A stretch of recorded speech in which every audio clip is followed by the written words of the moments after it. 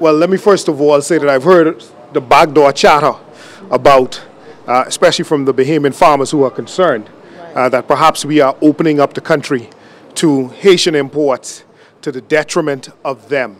I want the farmers, the fishermen in this country to understand and know that we are their servants. I hear them, and I also want them to know that we are not going to do anything that's going to cause them to not be able to enjoy the fruits of their labors in this country.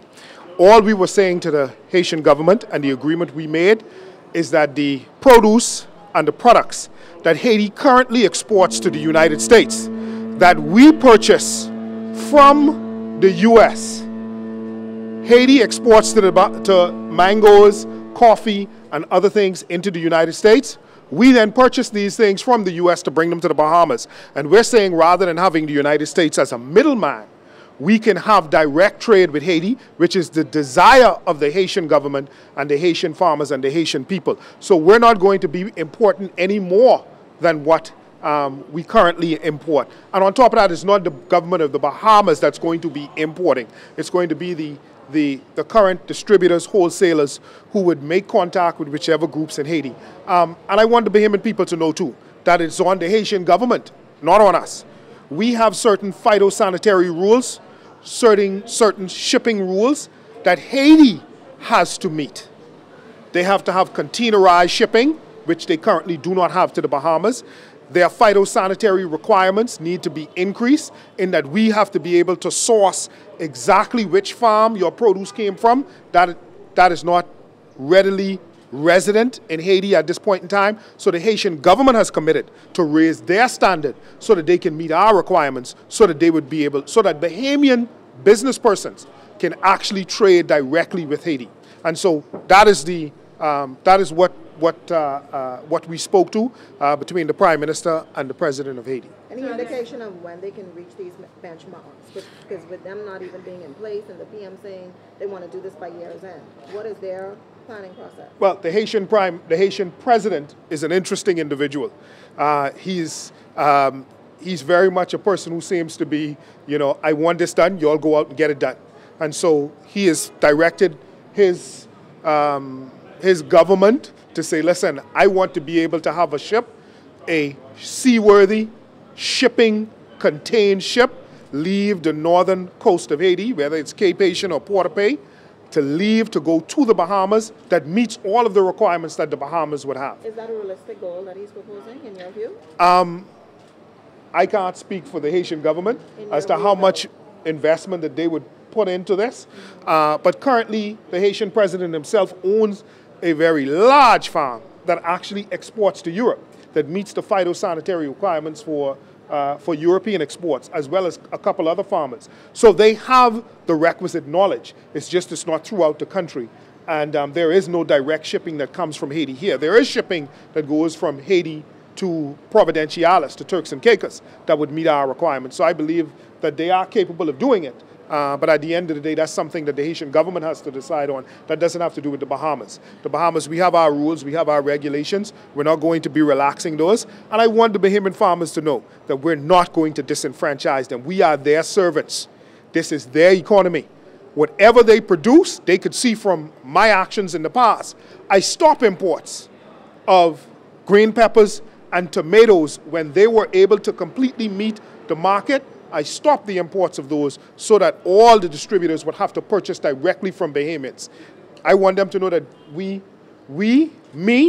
I'm an ardent nationalist, as I've said from the House of Assembly, and nothing has changed. So what's being done now to ensure that the farmers locally can now produce these things that we are saying that we're going to import? So is there any time constraints in terms of, okay, we can't produce these certain items right now, so we have to import them from Haiti, but in the future, here are the incentives so that we can ensure that our farmers are producing these products? Well, let me just say this. I want the Bahamian farmers and fishermen to know that the sky is the limit.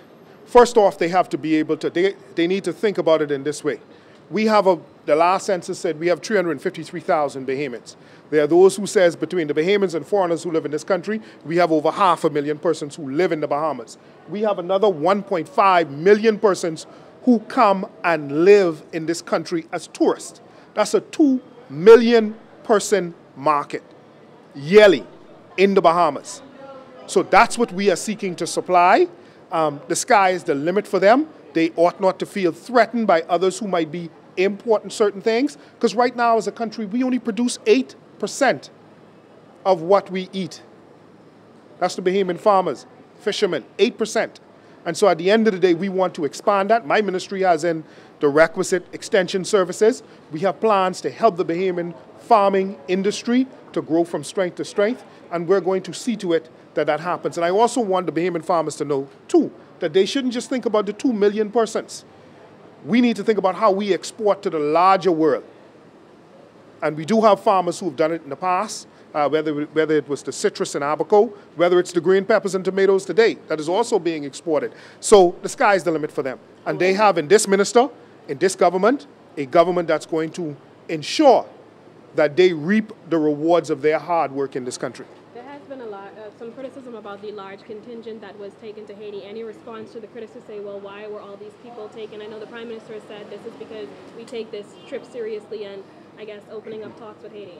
Of course, the Bahamian people have elected us to do their business. At the end of the day, there was 2 meetings. The Bahamian people have to think about it in terms of, we had a direct bilateral meeting with the Haitian government.